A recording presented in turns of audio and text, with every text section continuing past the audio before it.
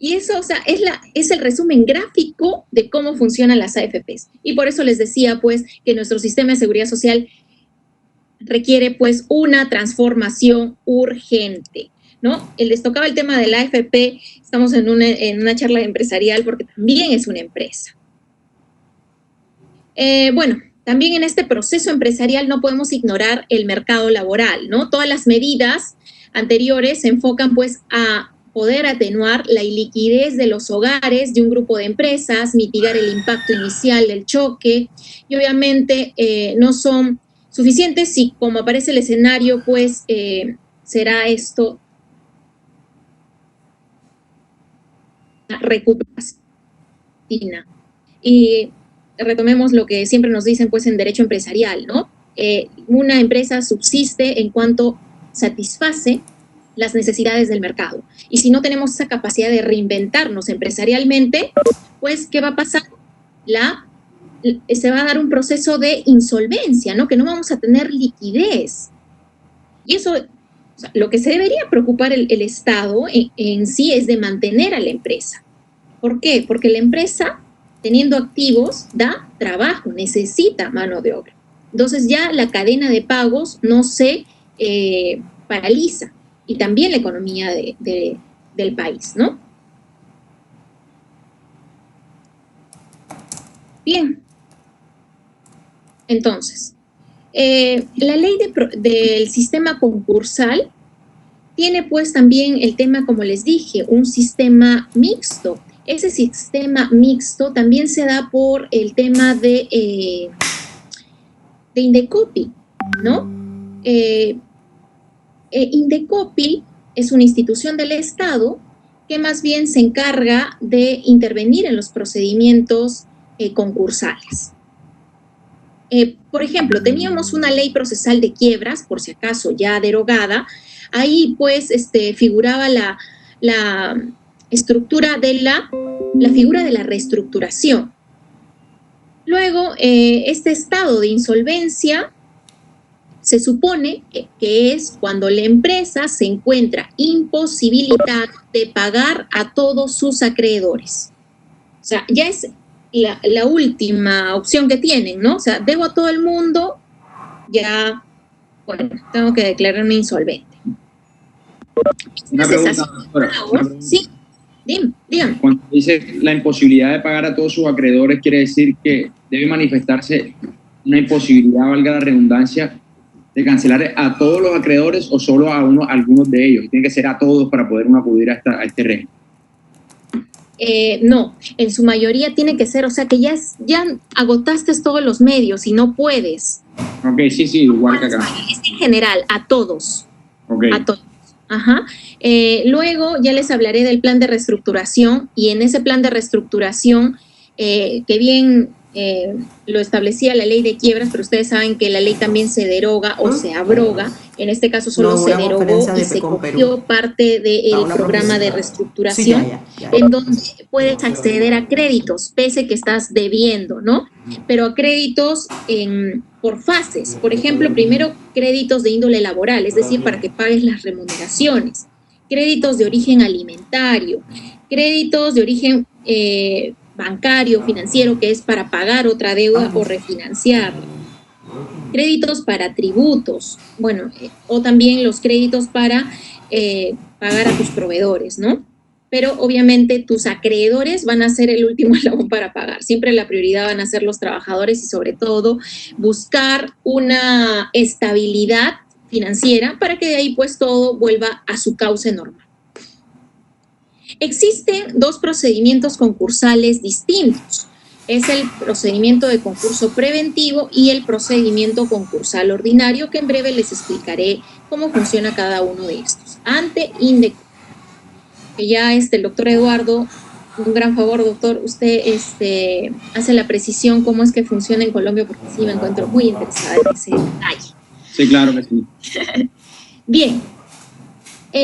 Existen precedentes, por si acaso, de observancia obligatoria, pero que son de materia de derecho administrativo. O sea, en general, ustedes que están en la formación académica del derecho, todas las ramas del derecho en sí se interrelacionan. ¿Sí? Por más que ustedes digan yo soy civilista, laboralista, ¿no? Tienen que tener una noción general de todas las ramas del derecho. En caso, en este tema, por ejemplo, exista cualquier fraude dentro del concurso, la multa será de 50 UITs. ¿Qué es la UIT? La Unidad Impositiva Tributaria. ¿Cuánto vale la UIT? Que por si acaso todos los años varía. Este año vale 4.300 soles. Les voy a poner aquí para que lo puedan buscar el equivalente en su moneda. 4.300 soles. Ahora vamos a ver en un ratito los dos procedimientos que les indiqué. Pero se podría dar el fraude en este tipo de procedimientos concursales. Bueno, aunque no lo crean, hay. Y la creatividad peruana es sumamente grande en ese aspecto. Y lamentablemente para cosas negativas. Ejemplos de fraude. Tenemos, pues, por ejemplo, las letras de cambio fraudulentas, o simplemente que se les concede ciertos beneficios a los deudores al someterse a este procedimiento en el tema de suspensión de pagos. Es bastante compleja la situación. El plazo es de 30 días y se señala pues que de repente si existe algún acreedor tardío pierde su derecho político. ¿A qué llamamos ese derecho político? A que ese acreedor no podrá participar de la junta de acreedores o en su defecto no tiene derecho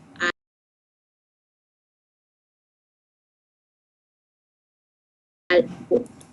Bueno, y acá siempre escucho en el tema de procedimientos concursales en Indecopi, que los abogados hablan mucho fresh start, ¿no? O sea, volver a empezar algo que de repente ya no está sujeto, pero sabemos, si nos trasladamos al tema de constitución de sociedades, pues es constituir una nueva persona jurídica. Bien, entonces, en las etapas del procedimiento, en la Ley General del Sistema Concursal y las modificatorias que se han dado, habla pues del procedimiento concursal ordinario, ¿no? El que mencioné hace un momento. El procedimiento concursal ordinario puede ser a pedido del deudor o a pedido del acreedor. A pedido del deudor puede ser cualquier deudor podrá solicitar el procedimiento concursal ordinario siempre y cuando pueda acreditar cuanto menos alguno de los siguientes casos. Ojo, no cualquiera puede solicitarlo. Que más de un tercio total de sus obligaciones se encuentren vencidas e impagas por un periodo mayor de 30 días calendario. O sea, que le deben ya, pues, ¿no? Un montón. También el proveedor requiere, pues, del pago para continuar el ciclo económico. Doctora, ahí digamos que hay una comparación, pues no hay una diferencia con el sistema colombiano, cuando dice que la tercera parte de las obligaciones, el tercio, ¿cómo fue que dijo? Disculpe para poder interpretar. Más de un tercio del total de sus obligaciones que se encuentren vencidas. Ok, aquí el presupuesto para nosotros acogernos a la ley de insolvencia debe ser que uno tenga 2 o más obligaciones vencidas por más de 90 días, es decir, 3 meses contra 30 que hay en Perú y contra el tercio que dicen en Perú. Aquí es 2 o más obligaciones vencidas por más de 90 días representen al menos el 10% de los pasivos. Entonces digamos que la norma es distinta a Perú en cómo es el presupuesto para uno acogerse a ese proceso allá y aquí en Colombia. Entonces, ustedes son más flexibles, diríamos, ¿no? ¿Ustedes son más flexibles o...? Sí, nosotros incluso digamos que esta ley 1116 ha adoptado muchos, digamos, reglamentos y normativas del sistema americano de bankruptcy o de quiebra. Entonces, como ese sistema ya lleva más o menos 35 años funcionando y a Estados Unidos le dicen el país creador o el origen de las leyes de quiebra, acá digamos que se ha flexibilizado mucho más el tema y el acceso por parte de los deudores es más fácil, por lo que estoy viendo, que en Perú. Digamos que estamos muy americanizados, si se puede decir ese término. Pero analizando a profundidad esto, yo le digo lo siguiente: ¿de qué me sirve generar una ley que sea mucho más ajustada si no guarda relación con la realidad? Para mí también 30 días es muy poco. Sí, es muy poco, es muy poco. 30 días, en 30 días, o sea, en 30 días cualquier empresa o comerciante puede tener una obligación vencida sin ningún problema en la normalidad de su negocio. Sí. También, bueno, yo recién sé que es 90 días en Colombia, pero sí, 30 días pues es lo general, ¿no? O sea, el tiempo es muy ajustado.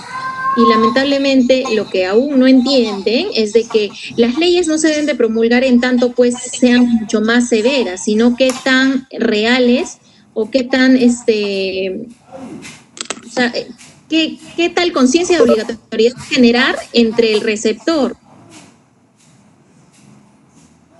Se somete a... Bien, y a pedido del acreedor, también se puede iniciar un procedimiento concursal ordinario a pedido del acreedor. Más bien, doctor Eduardo me avisa cómo voy con el tiempo para ceñirme. No te preocupes, vamos bien, vamos bien. Ya.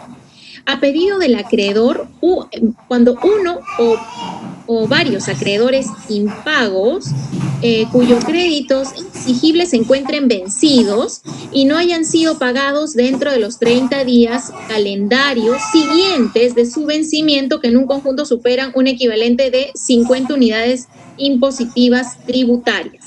¿Cuánto sería 50 unidades impositivas tributarias? Bueno, vamos a multiplicar para que ustedes lo puedan valorizar pues con su moneda. 50 por 4.300 es 215.000 la deuda. 215.000, ¿no? O sea, si tienen más otra cosa que me llama la... puedes iniciar. Otra cosa que me llama la atención es que las sanciones ustedes las sanciones las siguen manejando con una unidad de carácter tributario que es, ¿cómo le llaman? La IBT, ¿cómo es que le llaman? A la unidad con que sancionan, o sea, con que... Acá lo escribo para que todos los chicos de repente lo sepan. Unidad impositiva tributaria, UIT, unidad. Por eso, acá hace mucho tiempo se cargaban las sanciones también, y me corregirán algunos de los estudiantes míos que son contadores, se hacían con el VT, pero eso después se transformó, que también era, digamos, una unidad de carácter tributario, y eso después se transformó a imponer las sanciones, digamos, contempladas en salarios mínimos mensuales legales vigentes, y se dejó aparte el tema de la unidad impositiva tributaria. En la parte de la localidad, o sea, de las alcaldías, se trabaja más que todo con los salarios mínimos, pero a nivel nacional se trabaja con la VT. Las sanciones que pone la DIAN en base a la VT, unidad de valor tributario. Ok, de pronto en la DIAN, que es una entidad de carácter tributario como tal, pero aquí, por ejemplo, en los procesos concursales y en los demás procesos se hace con salarios mínimos mensuales legales vigentes. Sí, eso es lo que está diciendo. A nivel local se maneja con salarios mínimos. Excelente. Qué interesante. En cambio, acá todos los años sube 100 soles, ¿no? En su mayoría, porque el año pasado era 4.200, ahora 4.300. Y todos los impuestos y aranceles judiciales es un pequeño porcentaje de la UIT. Ok. Todo gira en base a la UIT. Bien, a pedido del acreedor, ya como les decía, ¿cuánto dijimos? Ya cerré mi calculadora, creo, 215.000, ¿no? 215.000, o sea, cuando ya te deben 215.000 soles, ahí recién puedes iniciar un procedimiento concursal ordinario. También se puede, obviamente, hacer un procedimiento concursal preventivo. Es, obviamente, la solicitud sea presentada por el deudor. También que no más de 1/3 del total de sus obligaciones se encuentren vencidas e impagas, justo lo que les mencionaba, y que no tengan pérdidas acumuladas, deducidas a las reservas cuyo importe sea mayor del 1/3 del capital pagado. Bueno, voy a explicarles el capital suscrito y el capital pagado. No sé si tendrán el mismo concepto en Colombia. El capital suscrito es aquel capital que se consigna dentro de la minuta. Por ejemplo, a ver, alguno de nuestros participantes, Félix. Félix, tú haces tu documento y señalas en tu minuta que vas a aportar 3.500 soles. Pero cuando te piden dónde está el dinero, ¿no? Solamente habías aportado realmente, o sea, lo que está en el banco es 3.000 soles. O sea, faltaría que regularices 500. Y esa es la diferencia de capital suscrito, el capital que está en la minuta, en el documento, y el capital pagado que sí cuenta, como decirlo así, el capital real, ¿no? El que tenemos ya en una cuenta bancaria a nombre de la sociedad. ¿Cómo funciona, doctor Eduardo, ese tema con ustedes? Esa era una pregunta que le iba a hacer. Acá nosotros tenemos capital suscrito igual, capital pagado, capital suscrito y capital autorizado. El capital pagado es el que uno paga, es decir, el que uno entrega al momento de la constitución de la sociedad.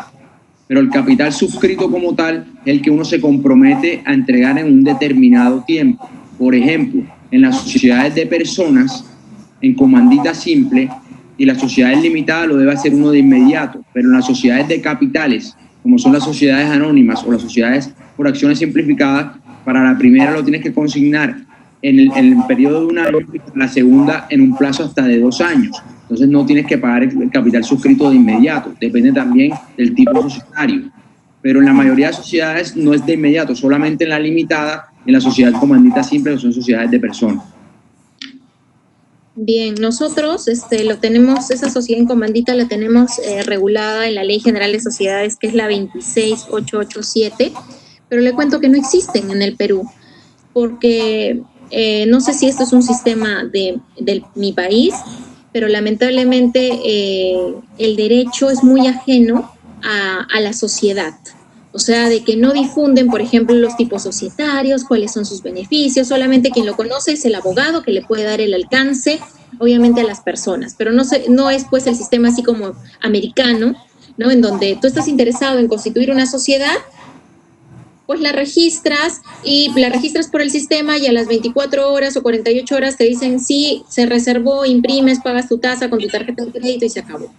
No, acá digamos, doctora, que esa función sí la han hecho muy bien las instituciones, sobre todo las cámaras de comercio que están en las diferentes regiones y ciudades, que se encargan de transmitirle toda esta información al empresario. Y las cámaras de comercio lo que hacen es servir de canal entre el sector privado y el sector público y ver exactamente las costumbres mercantiles de cada región donde opera cada cámara de comercio, cómo se dan, buscar flexibilizar los negocios.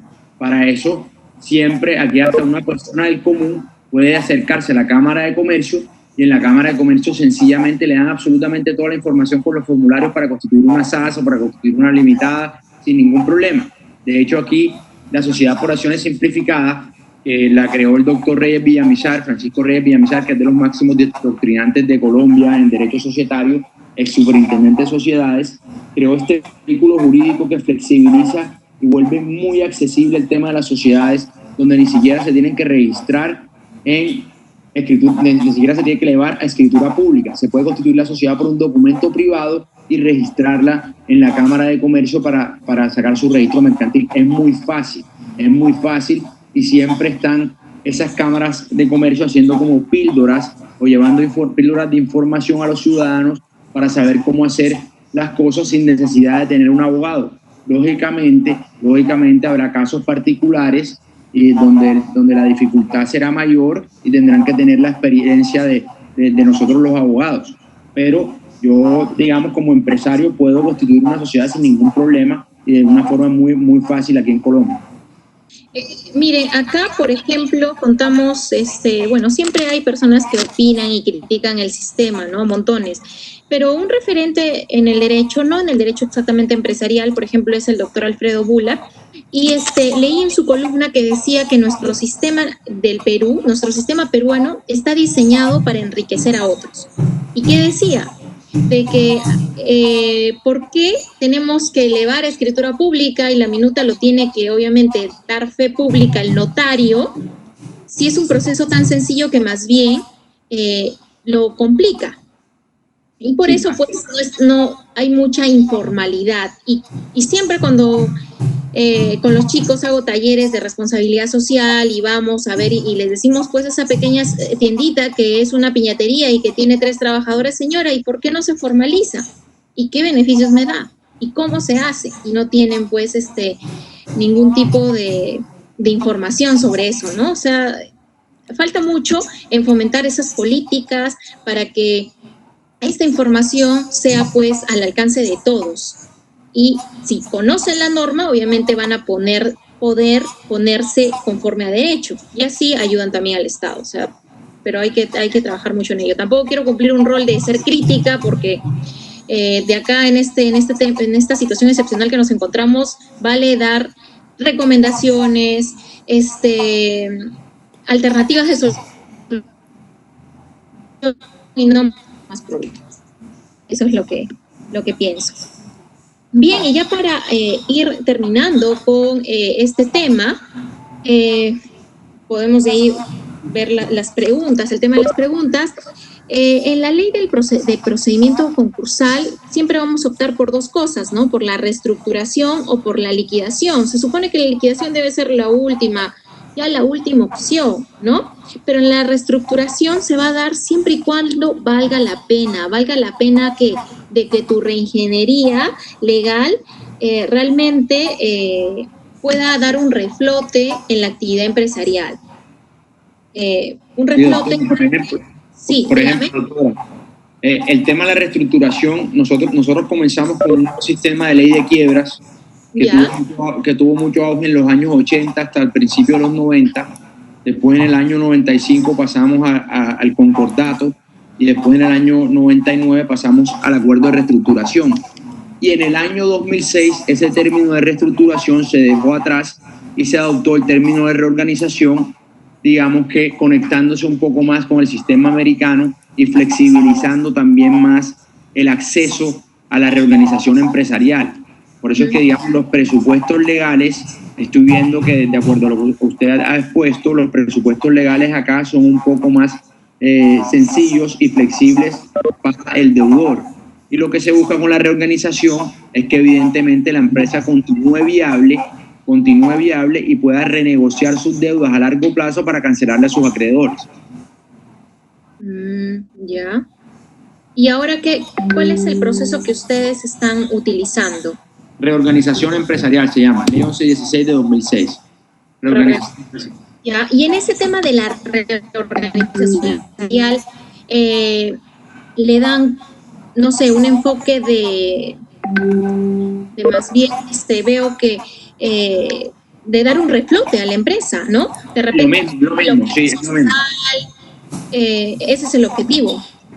Es lo mismo, lo que pasa es que en la reestructuración los términos legales eran más rígidos y digamos que los procesos se demoraban aún más. Este es un proceso más expedito, es más rápido y le da mucha más interacción entre los acreedores y los deudores y más espacios para manifestar objeciones, etcétera, y tratar de lograr un acuerdo rápidamente. O sea, el proceso de la ley 1116 busca, pues, obviamente estamos hablando de la teoría y no de la práctica, porque sabemos que acá, como en el Perú, me imagino, los despachos están bastante congestionados, tanto en los procesos concursales como en los juzgados civiles, etcétera. Pero acá lo que se busca es que uno ya en 6 meses esté firmando un acuerdo de reorganización, esté presentando un acuerdo de reorganización para ver si es aprobado por la mayoría simple de los acreedores. ¿Qué quiere decir eso? Por el 51% de los acreedores. Si uno evidentemente fracasa en un proceso de reorganización que debe ser en 6 meses presentado, uno se va a liquidación. Obviamente se va a liquidación judicial y ya entrará un tercero liquidador a liquidar la empresa. Pero lo que sí busca este proceso de reorganización es que en un corto periodo se llegue a una renegociación con los acreedores. En el acuerdo de reestructuración los términos incluso eran más amplios y eran más largos. Y digamos que no se resolvían jurídicamente las instancias en los tiempos que se necesitaba y las empresas terminaban básicamente en un limbo jurídico y económico donde hay acuerdos de reestructuración, incluso de concordato que todavía están vigentes ahora y no han cumplido con todas las pretensiones que se manifestaron, que se plasmaron en los documentos. Acá en el plan de reestructuración deben de estar de acuerdo los 2/3 de los acreedores. Bueno, siempre acá vemos fracciones. Acá también. Acá, por ejemplo, tenemos 5 clases de acreedores. La prelación de créditos es acreedores laborales, fiscales y tributarios. Acreedores fiscales, laborales y tributarios. Tenemos en la segunda parte las garantías prendarias, en la tercera las garantías hipotecarias, en la cuarta los acreedores internos, que son los acreedores que pueden ser los socios de la sociedad como tal o los proveedores estratégicos. Y en la quinta tenemos a los acreedores quirografarios, que son los generales, que son los acreedores bancarios, las deudas, etcétera, común y corriente. Acá, por ejemplo, si uno presenta un proceso, dependiendo de cuántas categorías uno tenga, debe cumplir con la ley. Por ejemplo, las 5 categorías, de esas 5, 3 deben estar de acuerdo con el acuerdo de reorganización, más el 51% de los votos. Es decir, 3 de esas categorías deben votar al sí por el acuerdo de reorganización. Si tú tienes 4, evidentemente siguen votando 3 a favor para que se suscriba. Ya si tienes 3 son 2, y pues si tienes 2, evidentemente serán las mismas 2, porque tiene que ser un número plural. Pero sí es muy parecido ahí el sistema nuestro con el de ustedes.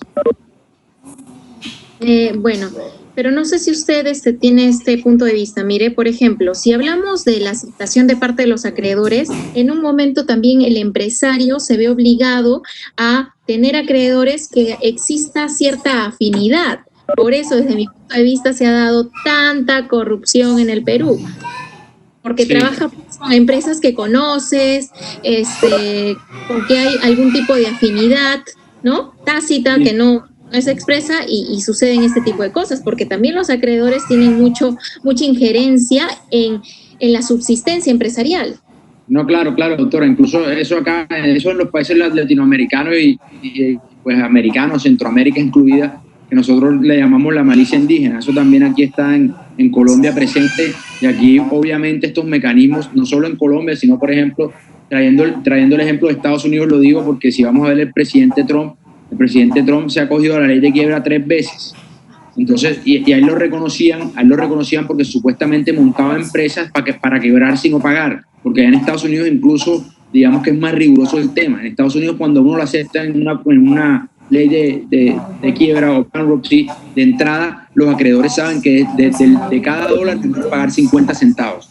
De cada dólar les va a pagar 50 centavos. Es decir, tú vas a recibir la mitad de tu capital. Entonces, ¿qué pasa? Que allá a veces los empresarios, como lo pueden hacer aquí, como lo pueden hacer en cualquier parte, van a utilizar estos mecanismos legales para sencillamente constituir actos ilícitos y sacar el mayor provecho posible. O sea, hacer estafas y ese tipo de cosas. Por eso es que también hay que tener, tanto de las dos partes, como si uno es abogado de los deudores, uno tiene que saber cuál es su ética profesional de abogado, hasta dónde llega, y también si uno es abogado de los acreedores, cómo atacar esas conductas que están realizando los deudores que van al margen de la ley. Entonces, como en el derecho, todo se puede prestar para cualquiera de las dos cosas. Lógicamente, en estos procesos lo que usted dice es muy cierto. Si hay entre los acreedores se conocen y pueden hacer, digamos, triquiñuelas o jugadas para no pagar, eso también se ha visto. Eso depende también en la calidad del abogado que lo represente y depende también, obviamente, cómo uno defiende sus propios intereses.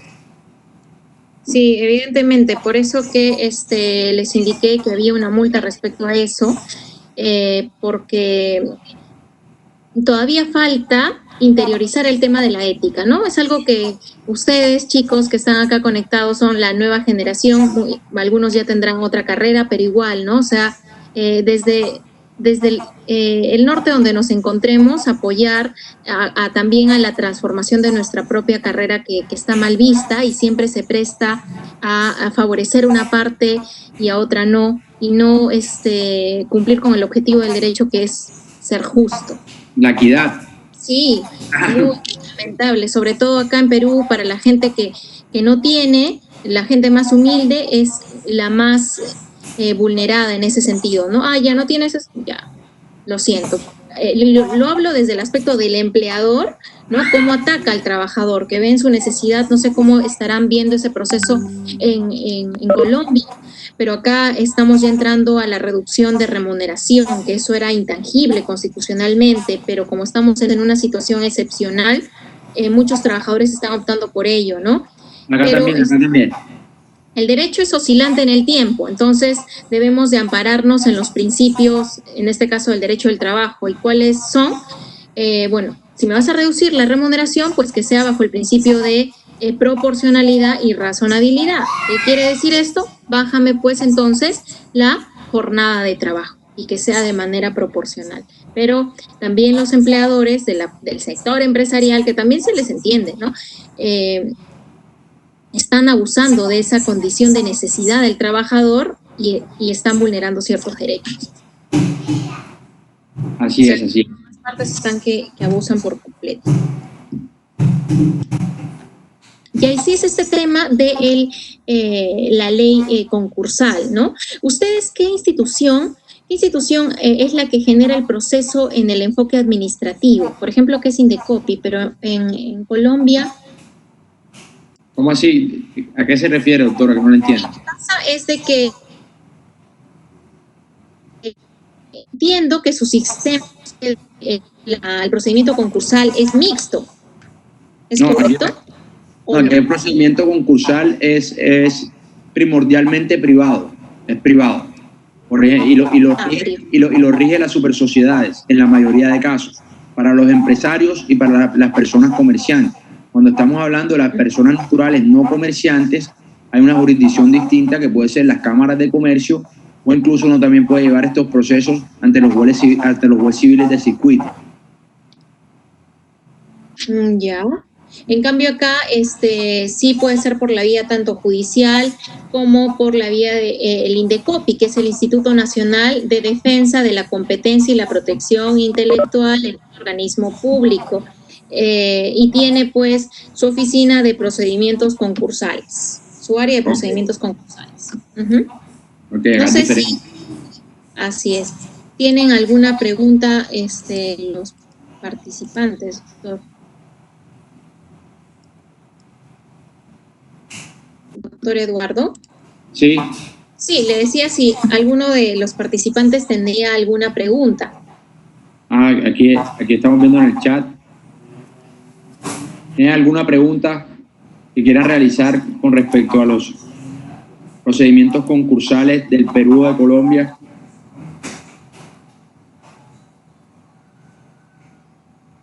Despídense, se levanten. Que se levanten y pregunten.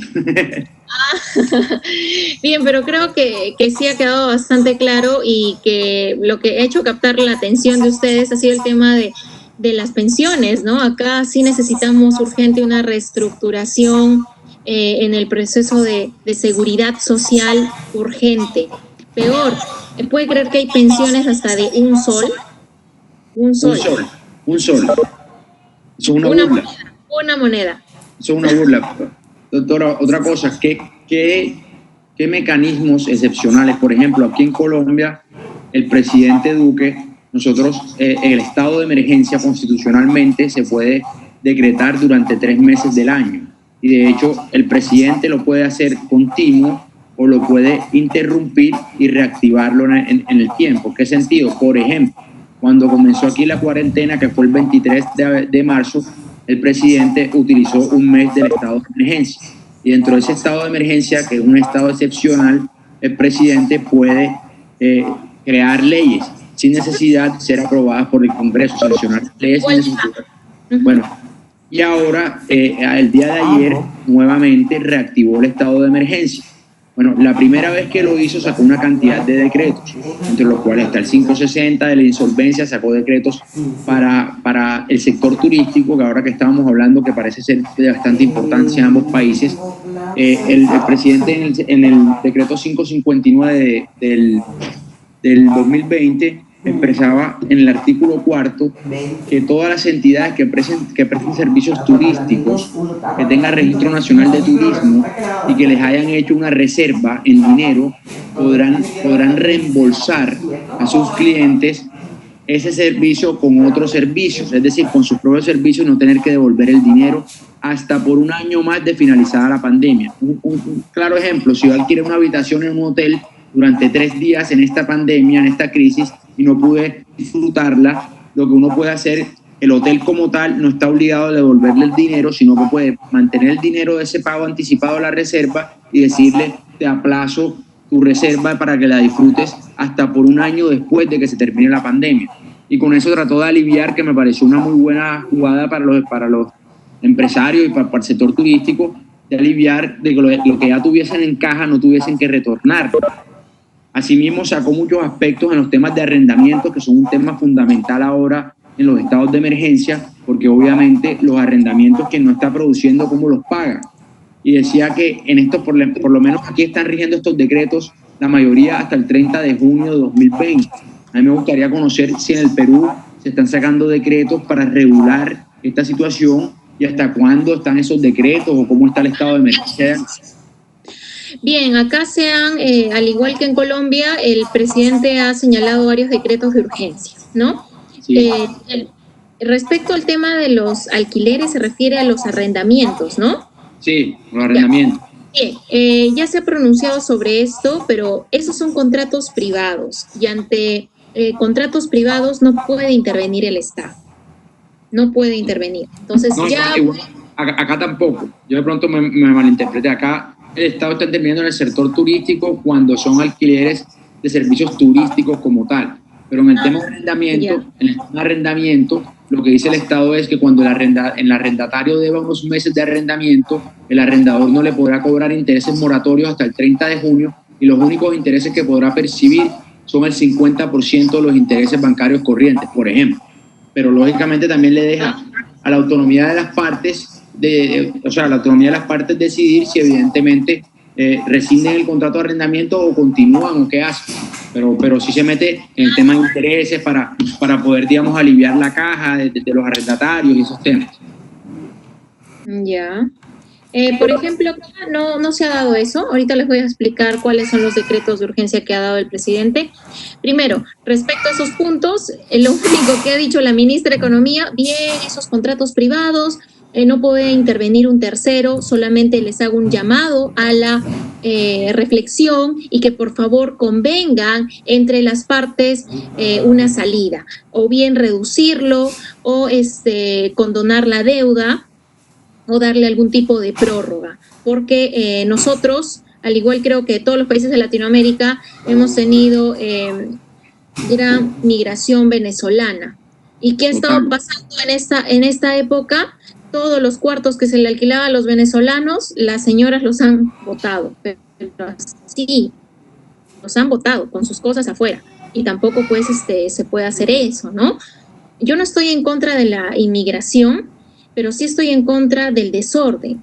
Y lamentablemente, desde un inicio que se dio esta crisis, no de la pandemia, sino de la inmigración así masiva, el Estado no propuso medidas para poder, pues, censar a todas las personas que entraban, ¿no? Saber quién es tal persona, cuántos años tiene, porque va a tener un impacto, ¿no? De repente, muchas venezolanas son jóvenes. Están, por ejemplo, vienen con sus parejas, en todo caso son matrimonios jóvenes, se encuentran en edad fértil, obviamente van a tener hijos acá en el Perú, esos hijos van a tener que estudiar, entonces es responsabilidad del Estado, pues, ver cuántas personas ingresan, ¿no? Y saber ello. Hasta el momento no tenemos el monto, el número exacto de inmigrantes venezolanos y en este tema de contratos de arrendamiento, ellos han sido los más perjudicados, lamentablemente, ¿no? Que felizmente que hay varios refugios acá para ellos, que no son que los ha promovido el Estado, sino más bien las ONGs para inmigrantes venezolanos, que obviamente también no son suficientes. Otra medida de contingencia que se ha dado, uy, Dios mío, que ahorita está, lo que sucede es de que acá en el Perú existe dos tipos de educación, bueno, como en muchos países, la educación pública y la educación privada. Estoy hablando de la educación básica regular, de colegios.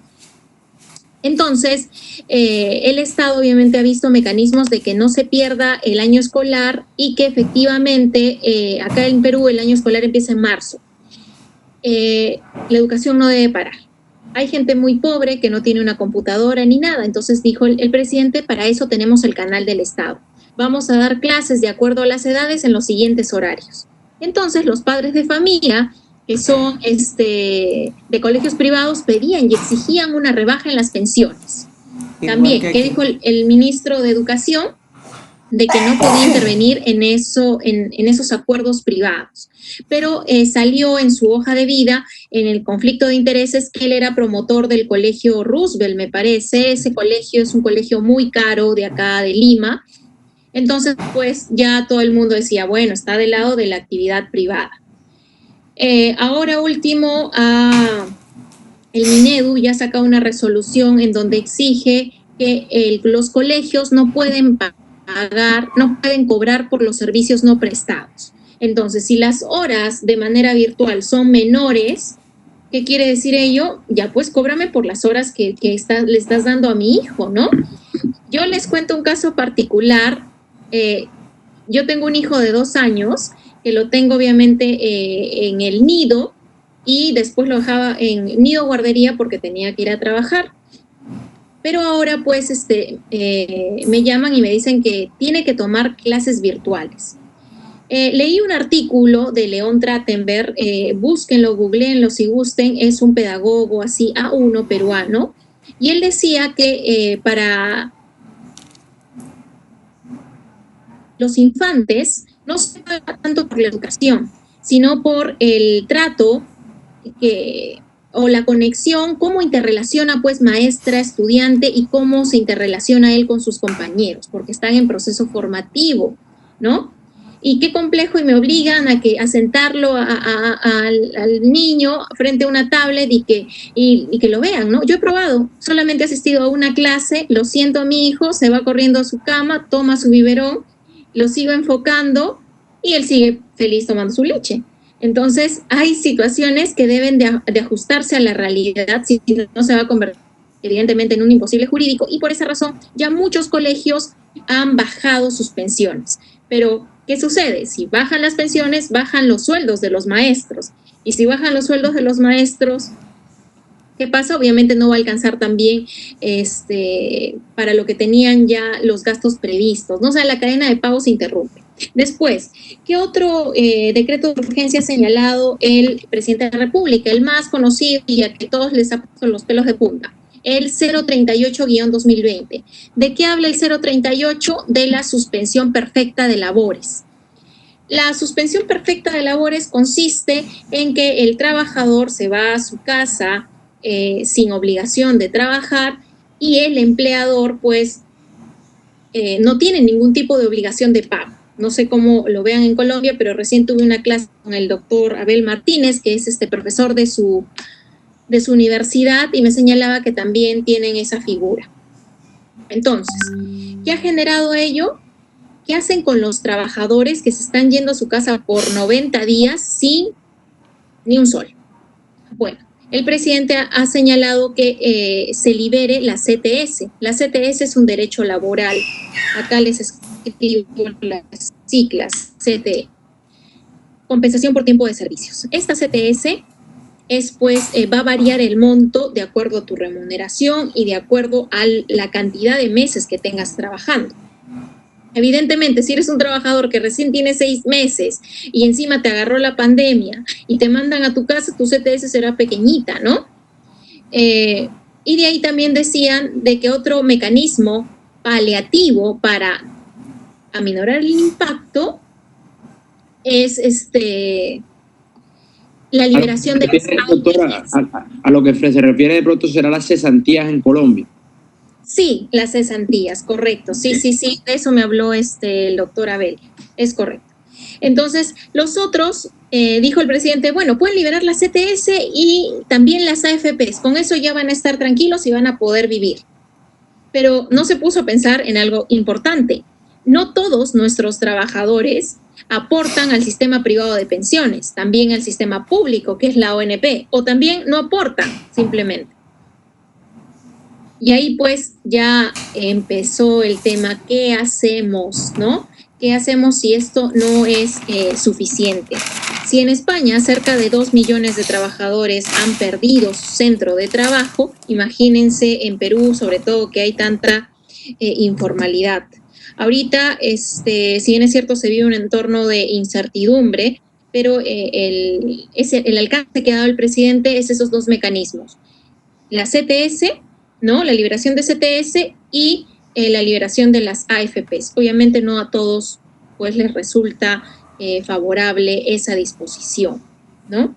Y, ojo, en ese tiempo, que ha sido hace 2 semanas, el presidente dijo, bueno, pueden retirar el 25% de las AFPs solamente las personas que no tengan vínculo laboral y que se les haya aplicado la suspensión perfecta.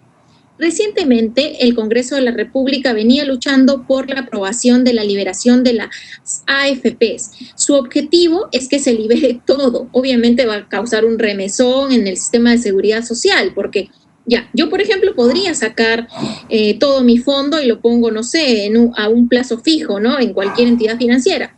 Pero una persona que ya está a punto de jubilarse, si las AFPs y todo sistema de seguridad social funciona pues como un engranaje, ¿no? La gente joven que trabaja paga pues la pensión de la gente que está saliendo ya en cese de sus labores.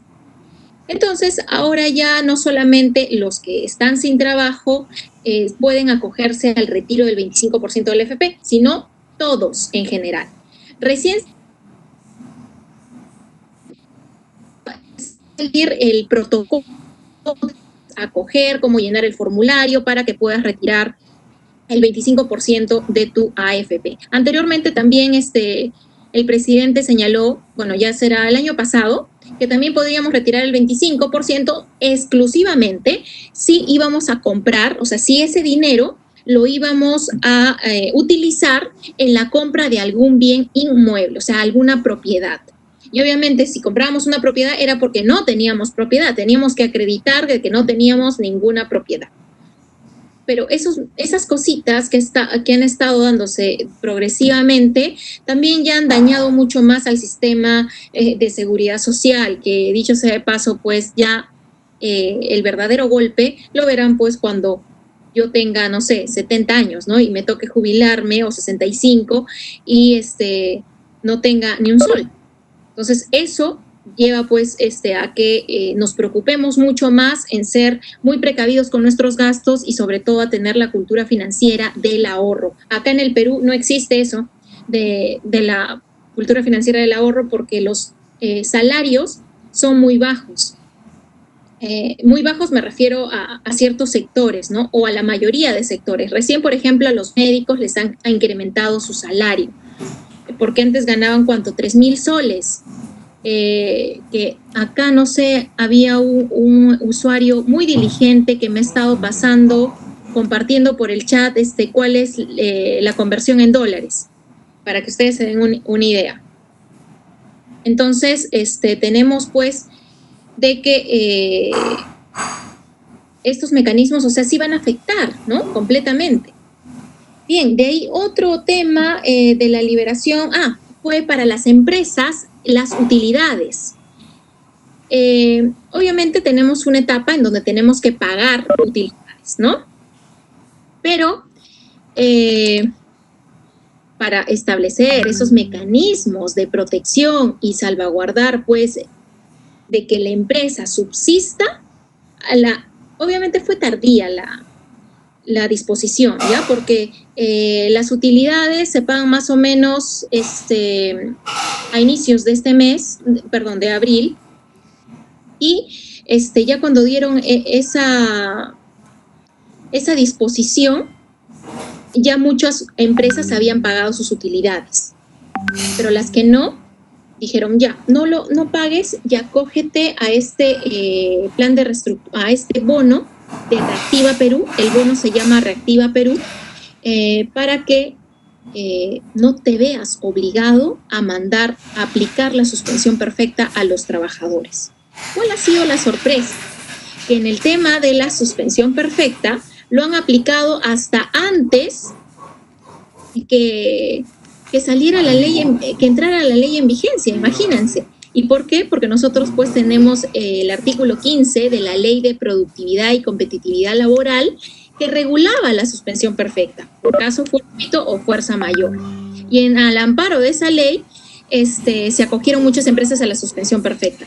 Pero lo que decía la ministra, de repente en el caso de Colombia también pasa igual, ¿no? Salen las autoridades y te dicen ciertas inyecciones de calma, ¿no? Y te dicen, no, nadie va a entrar a la suspensión perfecta. La suspensión perfecta va a ser como última instancia. Y eso, primero tiene que ver el tema de las vacaciones y después, si se ha agotado todos los mecanismos, recién puedes acogerte a él. Entonces ahí pues vimos que fue un imposible jurídico porque casi todas las empresas en su mayoría han aplicado el tema de la suspensión perfecta y ahora con el recorte de la remuneración. Muchos señalan acá, muchos abogados especialistas en derecho empresarial o laboral señalan que aquel que está a favor de la suspensión perfecta es pro empresa y los que están en contra pro trabajador. Y yo creo, desde un punto de vista neutro y objetivo, que también se tiene que ver la subsistencia de la empresa. Si la empresa no cumple con el ciclo económico, con la producción, consumo y demás, evidentemente no va a poder dar pues ese apoyo, ese soporte a su trabajador. Y que quiere esta suspensión perfecta es no romper el vínculo laboral. Eso es lo que se está dando hoy en día, ¿no? Y sí, se han aplicado múltiples decretos de urgencia, tanto así hasta para usar los barbijos, porque acá lamentablemente no hay una conciencia, pues, de no abusar del derecho del otro, ¿no? El derecho termina donde el del otro empieza. Y lamentablemente existe ello. Recién han detenido un muchacho que había, en broma, no sé qué le pasa, se grabó y lamió el tubo del metro y la nariz y todo lo demás, y lo grabó. Obviamente está atentando pues contra la salud pública, ¿no? Y por ello se vio en la necesidad que efectivamente también esté regulado. Hasta el tema del aislamiento, el tema del estado de emergencia, ¿no? Hasta qué hora podemos salir, hasta qué hora pueden estar abiertos los establecimientos. Ahora nos encontramos igual en cuarentena todavía, me parece está el 11 de mayo, que están evaluando para que esta cuarentena igual se prolongue, pero desde mi punto de vista ya no tiene razón de ser porque si no hemos generado conciencia ahora, con estos días, si no me equivoco estamos 51 días, ¿sí? En aislamiento social y aún así la gente sigue saliendo. Y no estoy hablando de esa gente que vive del día a día, ¿no? Que obviamente, desde mi punto de vista, les doy el respaldo porque no tienen que llevar a sus hogares. Pero, y para esas personas que viven del día a día, también el presidente de la República concedió ciertos bonos. También, otro tema, si concedió esos bonos, no sé si el doctor Eduardo me aclara si en Colombia han concedido esos bonos. Al principio de la pandemia, de la crisis, se emitieron unos bonos de 160,000 pesos, pero la realidad es que le llevaron a muy pocos ciudadanos. Y ahora el gobierno lo que anunció ayer era que iba a sacar créditos, que son diferentes abonos, créditos para cubrir así sea el 40% de las nóminas de un salario mínimo. Bien, acá dieron los bonos, todos emocionados, hicieron su cola, sumamente pegaditos y se generó pues un desorden mayor, ¿no?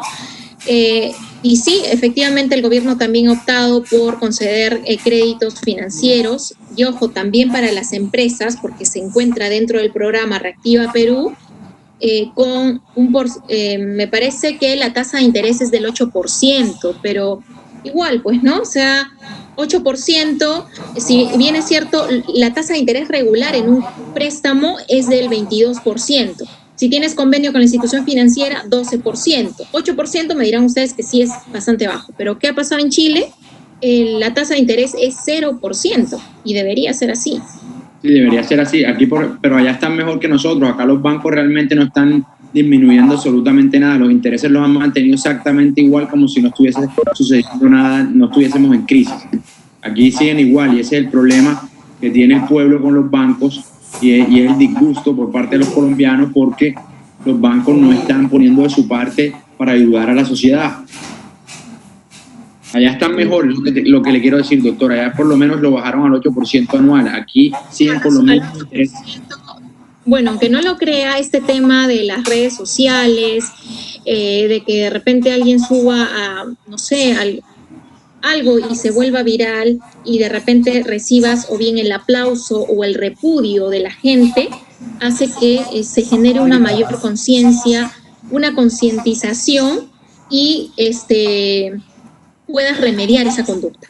Entonces yo creo que también ha sido por el tema pues de que tenemos varias plataformas que son medios más bien que están en contra del gobierno o dicen las cosas como son. Entonces ahí todos comentan, todos hacen sus denuncias y esa presión hace pues de que de repente se genere ese apoyo, ¿no? Y a su vez obviamente el Estado ha realizado esas gestiones que desde el punto de vista de la aplicación de la ley en Chile, más bien debería ser el 0% porque estamos en una situación excepcional. De lo que deberíamos rescatar más que nada es el valor de la solidaridad y no simplemente ser egoísta y tratar pues de enriquecerse, ¿no? O sacar el mayor provecho de esta situación en la que nos encontramos. Una actitud que realmente me sorprendió fue la actividad que un padre, le comento, de la Iglesia Católica, promovió el tema de que donen para poder comprar balones de oxígeno. Y qué bueno que se superó la meta y todos donaron, ¿no? O sea, ahí de verdad veo que mucha gente nos ha servido de algo este tema de la cuarentena, de sensibilizarnos también mucho con el prójimo, porque ahorita, por ejemplo, la selva está muy afectada con este tema del coronavirus, ¿no? La selva y el norte del país son los que más han sido afectados por ello, porque simplemente han sido resistentes a acatar las disposiciones del Estado. Y todo ello pues ha influido, todo es una cadena, ¿no? Ha influido también en el tema pues de que las empresas ahorita, las que no se están reinventando, las que no están cambiando de objeto social, simplemente opten por el tema de declararse insolventes, ¿no?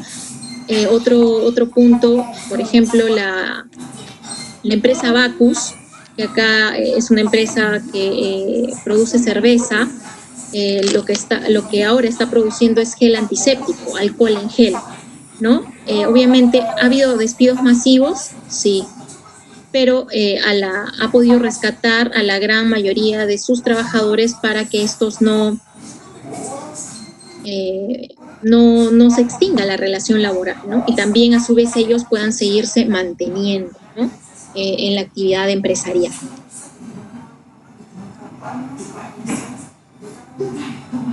Doctor Eduardo. Sí, cuénteme, doctor. Dígame, ¿ahí qué empresas usted ha visto claramente que se han reinventado en su objeto social? O sea, que ahora están haciendo otro tipo de actividad. Pues aquí lo que está sucediendo, no tengo, digamos, los ejemplos exactos de las empresas, pero sí estoy viendo que la gente está migrando, o los empresarios están migrando mucho al tema de las herramientas y suministros de productos de salud. Por ejemplo, este tema de los tapabocas, acá en Colombia está siendo un negocio muy rentable y utilizado por la mayoría de comerciantes que están trayendo incluso tapabocas de China, están trayendo trajes que se utilizan para atender a los enfermos de COVID. Entonces, las empresas, digamos, aquí ya se reactivó, por ejemplo, el sector de la construcción, de la manufactura y de la industria automotriz en cuanto a los talleres de carros, etcétera. No sé si allá se irán reactivando sectores. Aquí Sí. Progresivamente a partir del 11 de mayo se van a ir reactivando. Bueno, acá ya llevamos el de la construcción, el de la manufactura y el de la industria automotriz. Y parece que vamos a ir soltando una estrategia que le llaman de acordeón, donde vamos a ir viendo los resultados.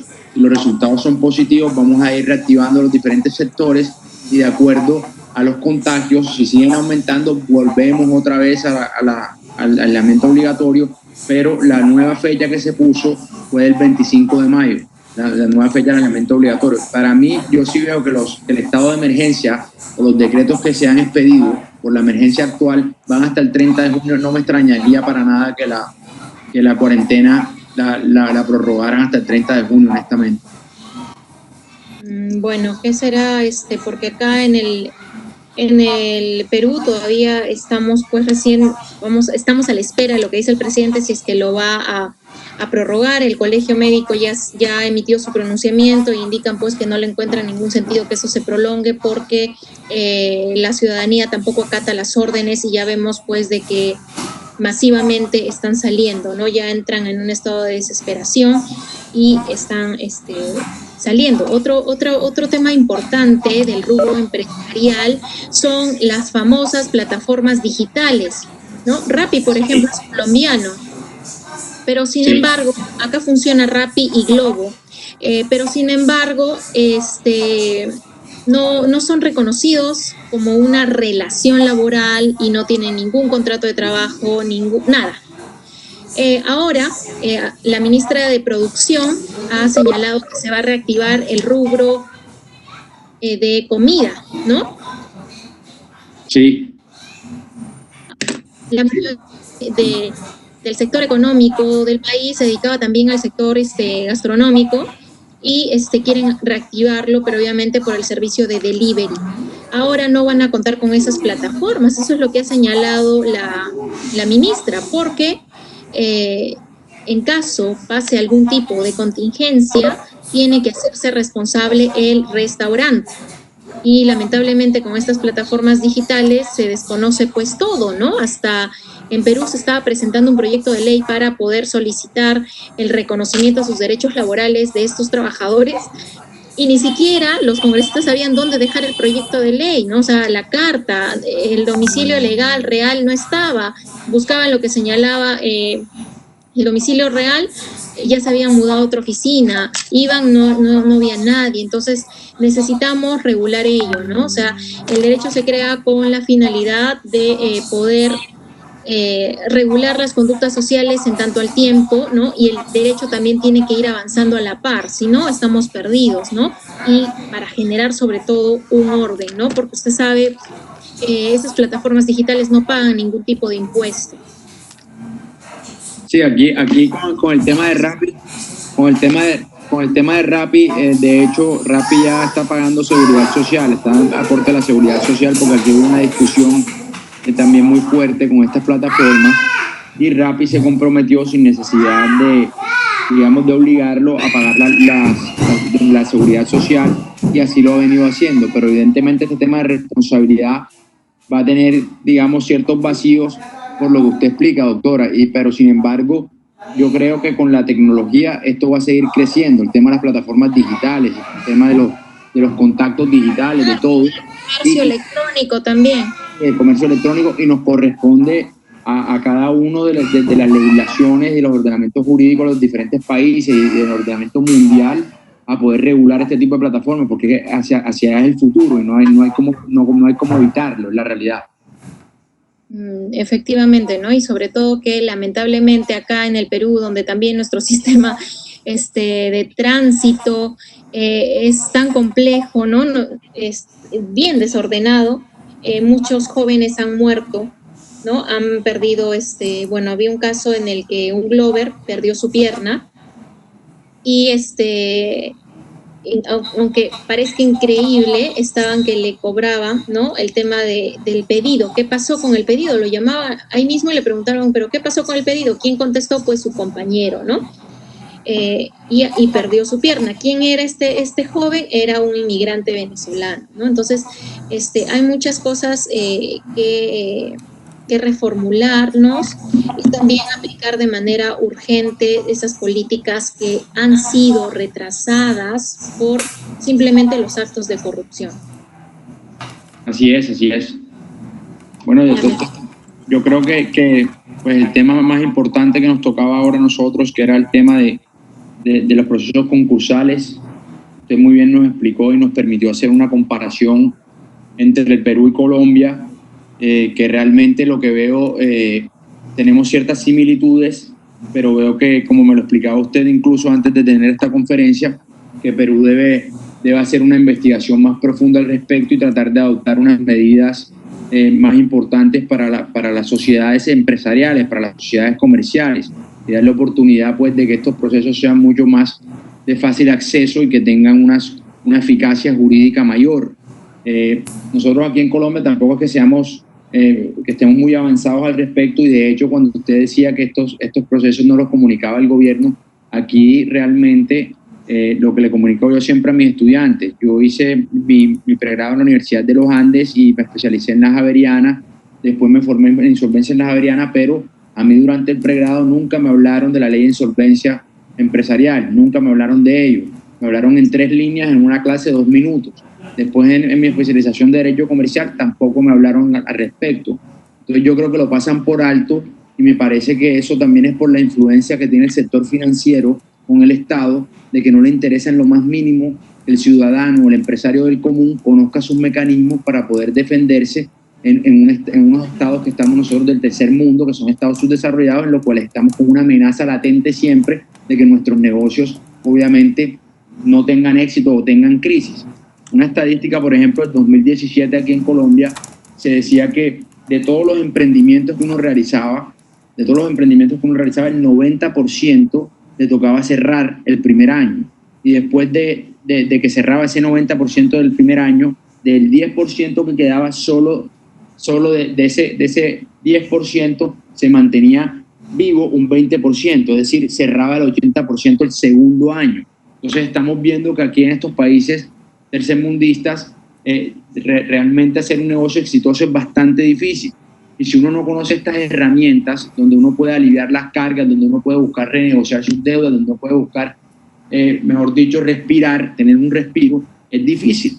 Pero todavía ahora es que se está haciendo visible este régimen, obviamente por la situación en que estamos.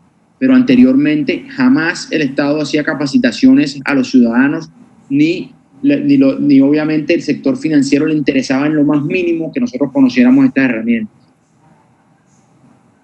Sí, efectivamente, eso es lo que falta, ¿no? Y por eso la importancia de generar estos pequeños espacios de análisis, de debates de nuestras realidades, y también de esto rescatar lo positivo y ver, ¿no? Y desde donde estemos, tratar de darle un alcance al que no sabe. Como siempre digo, el conocimiento no es mezquino, ¿no?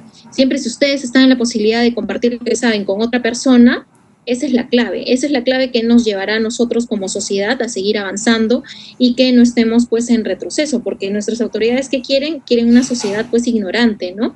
Que no avance y que no sepa qué es lo que quiere realmente. Ahora mucho poder ha tenido las redes sociales hasta en la selección, para escoger a nuestros políticos, que realmente fue bastante gracioso acá en las elecciones congresales, pues ha ganado la mayor cantidad de curules, un partido político que es, me parece, adventista, ni siquiera adventista, es una religión nueva, que es el FREPAD. Su signo es el pescadito, que nunca ganaba, salía un 1%, y solamente porque uno hizo una broma ahí en Facebook, y salió un montón de memes, ¿no? Publicidad, decían, qué lindo pescadito, y votaron, la gente joven votó por ese partido político. O sea, también tiene un impacto negativo o positivo, de acuerdo a la manera como quieran ver las cosas, ¿no? No sé si tiene... Dígame, doctor. Tranquila. Nosotros decimos que estamos en la era de la información, pero así como estamos en la era de la información con la globalización y la tecnología, también estamos en la era de la desinformación, porque tenemos tanta cantidad de información que no sabemos qué es lo real. Por eso es que a cada individuo nos corresponde verificar e investigar cuáles son las fuentes fidedignas de información, no sencillamente traspasar la información sin conocer realmente su origen. Y esa es la responsabilidad que cada uno de nosotros tiene. Por eso es que a veces en las redes sociales vemos constantemente noticias negativas o positivas y después nos damos cuenta que son noticias fake news o noticias inventadas.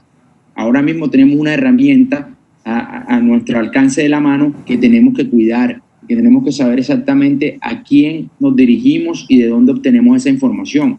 Entonces, por eso es lo que usted dice del partido es un claro ejemplo de lo que puede hacer la tecnología. Y hemos visto como políticos han ganado sus elecciones sencillamente con ingenieros de sistemas.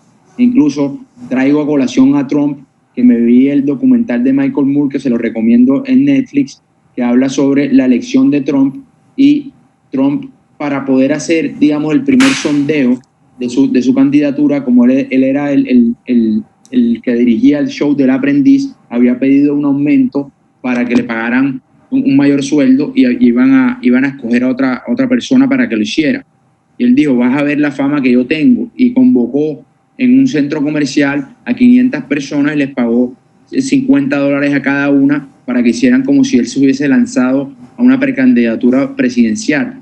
Él hizo eso y obviamente todos y absolutamente todos los medios comenzaron a hacer noticias, a burlarse de Trump y a decir qué pasaba con Trump, pero como él es un showman y conoce tanto el negocio, él dijo, apenas yo vi que todo el mundo estaba hablando de mí y que la gente estaba hablando así sea negativo, la gente me tenía en la retentiva y yo estaba en el medio y aprovechó ese momento para volver real su candidatura.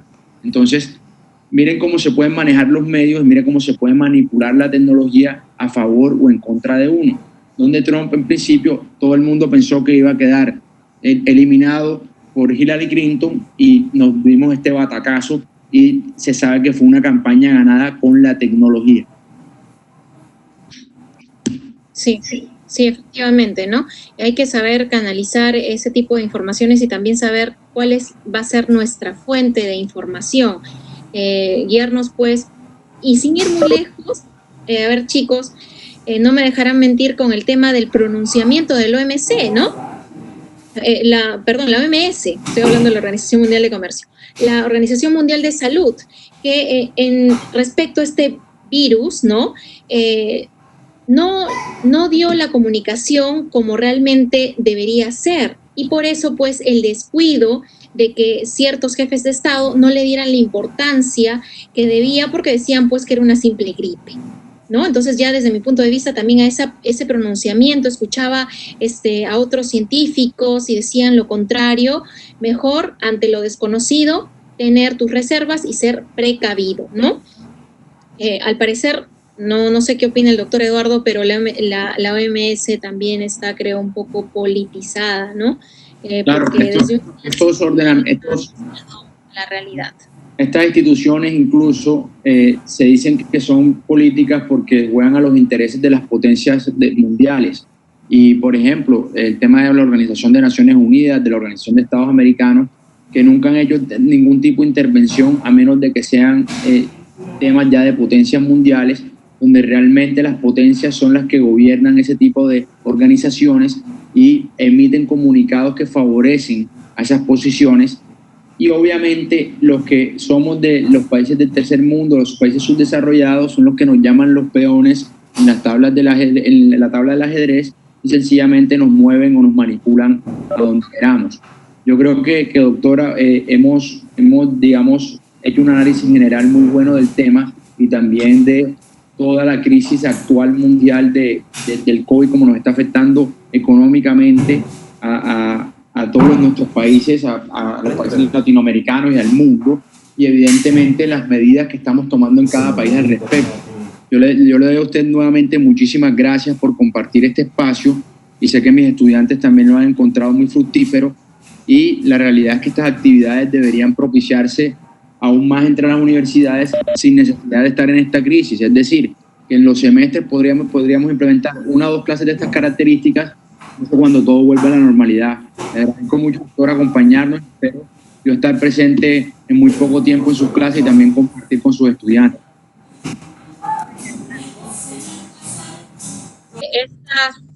Estas actividades fortalecen el pensamiento crítico, ¿no? estas actividades fortalecen el pensamiento crítico y es lo que se quiere, ¿no? No formar pues técnicos en derecho, sino abogados, ¿no? Así es. Muchas gracias, doctora Andrea, muchas gracias por la intervención, muchas gracias, doctor Espinosa, a todas las personas presentes en la sala. Les agradezco mucho su asistencia y también tomar las apreciaciones que se han dado del país vecino y que son muy importantes para nuestra legislación también. Muchísimas gracias, doctora, doctor Eduardo, chicos, muy amable. Feliz noche para todos. Con mucho gusto, María, con mucho gusto.